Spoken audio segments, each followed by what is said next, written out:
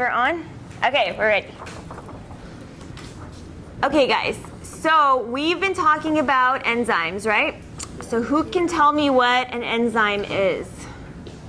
Isaac. Proteins. Okay, it's a special kind of protein that does what?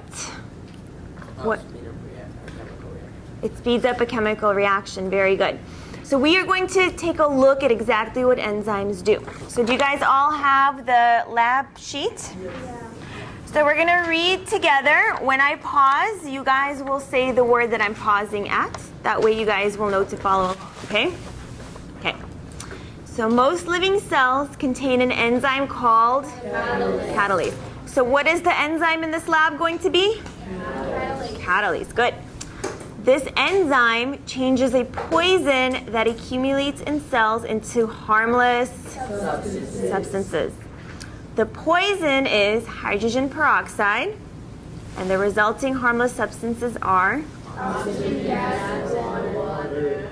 Okay. So on your lab sheet, it gives you the equation for the reaction that we're talking about. What is on the left, product or reactant? Product. The reactant. The product is on The reactant is on the left. So the reactant is what you're starting off with. What is on the right? Product or reactant? Product. Okay. If I write on this front board, can you guys see it? Okay. So maybe it's good that we're going over this again, right? All right, you guys, look up here, please. So this is the reaction. H2O2 makes oxygen and water. Can you guys all see this? In the presence of catalase. What is catalase again? What is it? It's an enzyme. Good. What is H2O2? What does that stand for? Hydrogen peroxide. Good. Hydrogen peroxide. What does O2 stand for? Oxygen. Water. Water. Okay, good. So our hydrogen peroxide is what? Our reactant or our product? Reactant. Reactant. Good. And oxygen and water are our what? Product. Okay. So we start with hydrogen peroxide. Every single cell in your body accumulates hydrogen peroxide. But hydrogen peroxide is poisonous to your cells. So do your cells want to keep hydrogen peroxide in your cells? No. So what your cells do is they use an enzyme called what? Catalase to break hydrogen peroxide down into oxygen and water. Are oxygen and water safe for your cells? Yes. Yeah, your cells want water and they want oxygen, so that's good. Do you guys remember when a reaction breaks something apart? What do we call that kind of? decomposition. Decomposition, very good. Okay, so let's keep going.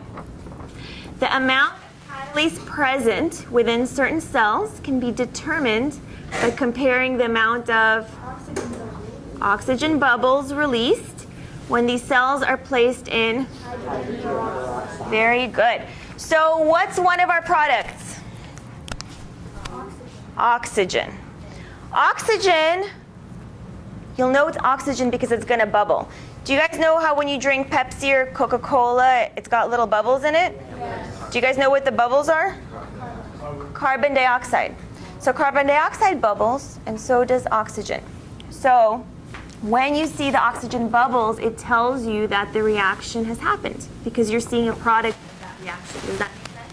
Yes. Henrik, does that make sense? Yes. Okay. All right. What is one of the purposes of this lab? Mary, can you read us one of the purposes?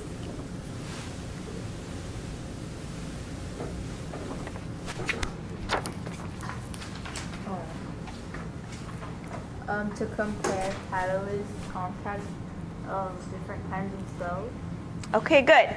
So we want to know how much catalase is present in different kinds of cells. So this is what we're going to test. You guys have trays at your desks.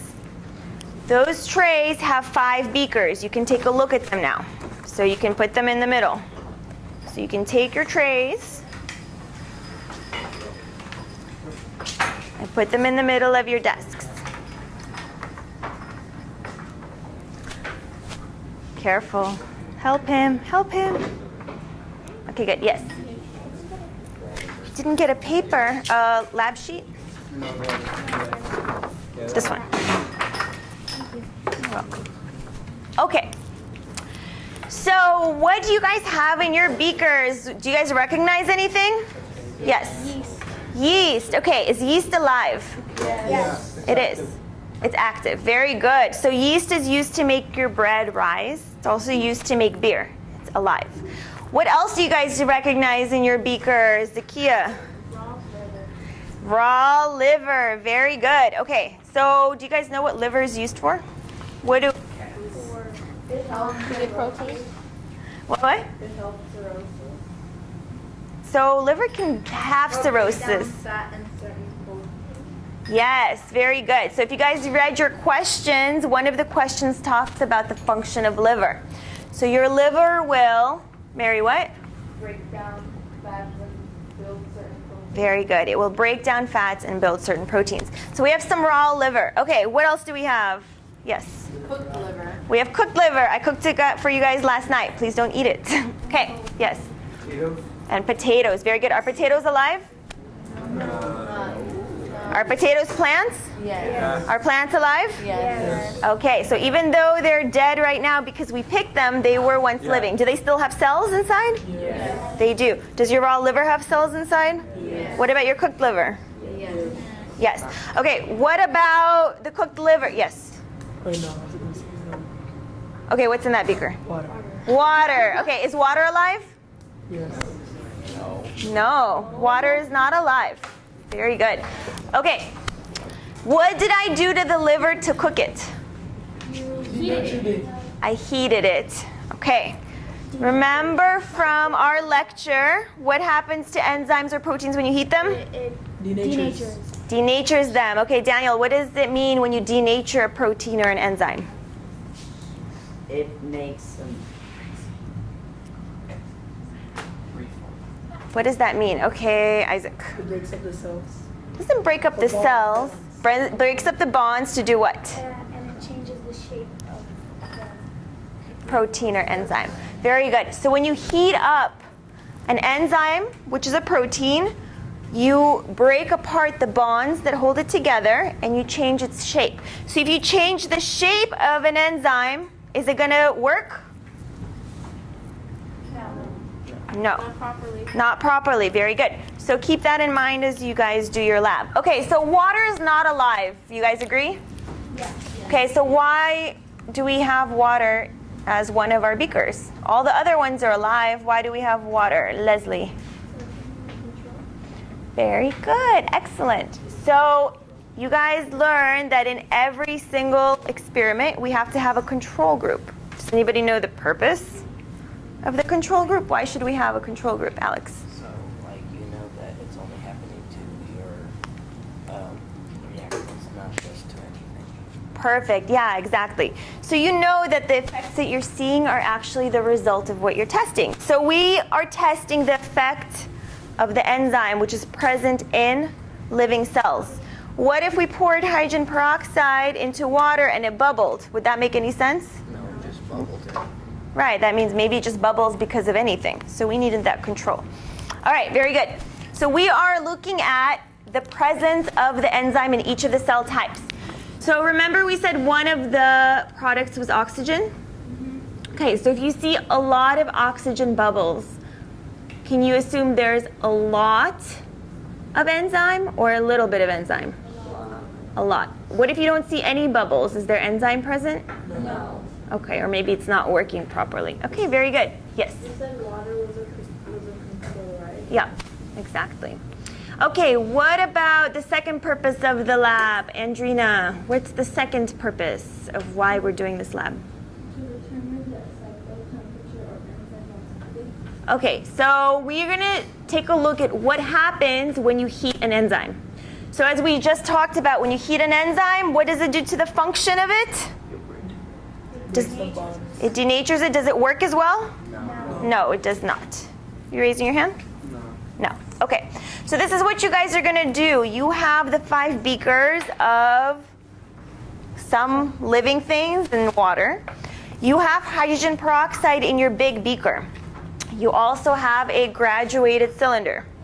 You are going to measure out 5 milliliters of hydrogen peroxide using your graduated cylinder, and you're going to fill up each one of your paper cups with 5 milliliters of hydrogen peroxide. So how many milliliters of hydrogen peroxide? 5. And hydrogen peroxide is what? Our reactant. Okay, good. Then, one at a time, you're going to pour the hydrogen peroxide into the beakers, and you're going to record what you see. Maybe you're going to see a lot of bubbling. Maybe you're not going to see so much. Maybe there will be no bubbling. You have to record that. Then you are going to rank from 1 to 5 the amount of bubbling that you see. 5 is the most bubbling, 1 is the least bubbling. So if you see a lot of bubbles, like the most bubbles, what number are you going to give it, Jack? 5. And if you see no bubbles, what are you going to give it? 1. A 1. You cannot repeat numbers. You can't have 2 number 2s. So it has to be 1, 2, 3, 4, 5 in order. So rank them based on what you see. Okay? Once you guys record that, I'm going to take your data. We're going to look at it together, and then you guys can do the questions. Does anybody have any questions before we start? No? Okay. You guys can go ahead. So you guys actually already have hydrogen peroxide, so you can just begin. But I think it leaked out most of it. It leaked out? No, it's okay. I think it maybe just got spilled. Okay, so what do you guys see? That's a 5. Well, Well, you guys don't know. It's relative. Yeah, we have to make everything. Yeah, you have to do all of it. First. So, but record what you see.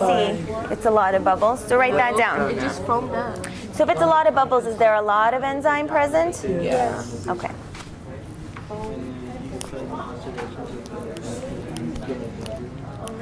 This is your class data. Why do you think it's important to look at everybody's data together? So we can see what final results are. See what the final result was? What else? Like the amount that happened. Okay, see like how often you get 5 or 4. Yes, Christian? To see how different the results are. Good. Okay, to see how different the results are. Very good. The more data we have, the more accurate the results we get, basically. So please, those of you who are not facing me, please turn around and face the board. Thank you. So you guys were pretty much all in agreement. You said the cup with just the water was the least bubbly with a 1. You said your potato was kind of in the middle with a 3. Your cooked chicken liver didn't bubble a lot at all. Did you guys see any bubbles in the cooked chicken liver? Did anybody see a little bit? Maybe a tiny bit you guys saw? That's normal, okay. And then you guys were kind of split between raw liver and yeast. Yeast got more 5s slightly, but you guys both agree, all of you guys pretty much agreed that raw liver and yeast had a lot of bubbling in it. Okay, very good. Yes? 2 things that affect the effectiveness of enzymes are heat and the pH. Yep. Uh-huh. So if you heat an enzyme or you change the pH, it's not going to work as well. Exactly. Okay. So if yeast and raw liver bubbled a lot, does it have a lot of enzyme in it or a little enzyme? A lot. Okay. And which of your cell types had the least amount of enzyme in it? Which of your cell types is water a cell type? No. The cooked liver. Why do you guys think the cooked liver had the least amount of activity? Yes? Because it's cooked and it's already denatured. Okay, so we cooked it, we heated it, we denatured it, which means it... Catalase won't come out. Exactly. The catalase can't work anymore. Very good. Why do you guys think some people saw more bubbling in yeast and some people saw more bubbling in raw liver? Daniel? Maybe the people that saw more bubbling in raw liver either put too much hydrogen peroxide in, or that was the accurate result. Or with yeast, same thing. Okay, very good. So one reason why you might see a difference is because maybe somebody added more hydrogen peroxide. What was hydrogen peroxide? Was it our reactant or our product? It was, Our reactant, right? Or maybe too little. Or too little. So if there was a different amount of reactant, maybe you guys saw different bubbling. Very good. Okay. Why else? So this group knows, because I talked to them about it. What happens when yeast comes into contact with water? It rises. it starts with It expands, it rises. So some of what you guys saw that you said was a lot of bubbling could have just been due to the presence of water by itself. All right, very good. So what was the substrate in our lab? Anne? the catalyst. Well, what was the catalyst? It was our, Our enzyme. yeah, the catalyst was our enzyme. You guys, your substrate, Henrik, Matthew, your substrate is your reactant, Hydrogen peroxide. hydrogen peroxide. So in number 1, where you have to write what is a substrate, what are you guys going to put? It's your reactant. Very good.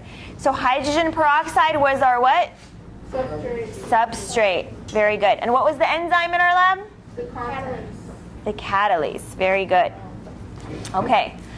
How did you know how much enzyme was present in each cell type, Arthur?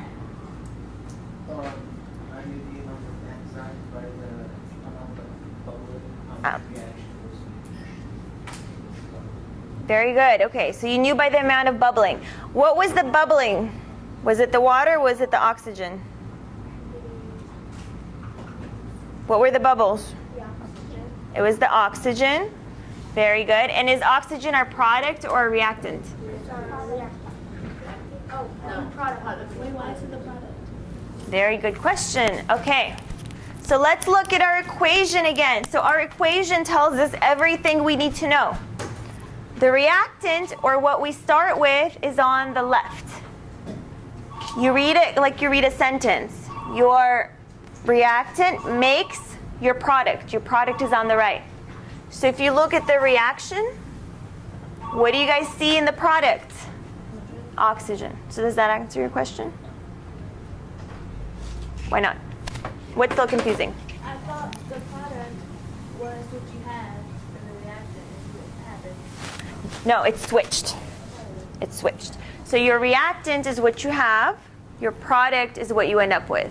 Like, if you're making something, like, Zakia, if you're working on a project, you're cooking, like say you're baking a cake, and I ask you, what's your product? What will you tell me? It's the cake, right? And your reactants are kind of like your ingredients. It's what you start off with. Okay? All right, what is next? We'll do one more question and then we'll clean up. Can you do number 9? Ah, number 9, the one that people are scared of. Okay, so the function of the liver is to break down fats and build certain proteins, right? So that's what your liver does. Cirrhosis of the liver is a disease which causes the liver to become thickened and rubbery. Do you guys know who gets cirrhosis of the liver? People who drink and eat oily, drink alcohol a lot and eat oily food. Yeah, very good. So alcoholics will get cirrhosis of the liver. Do you guys know anybody who's an alcoholic?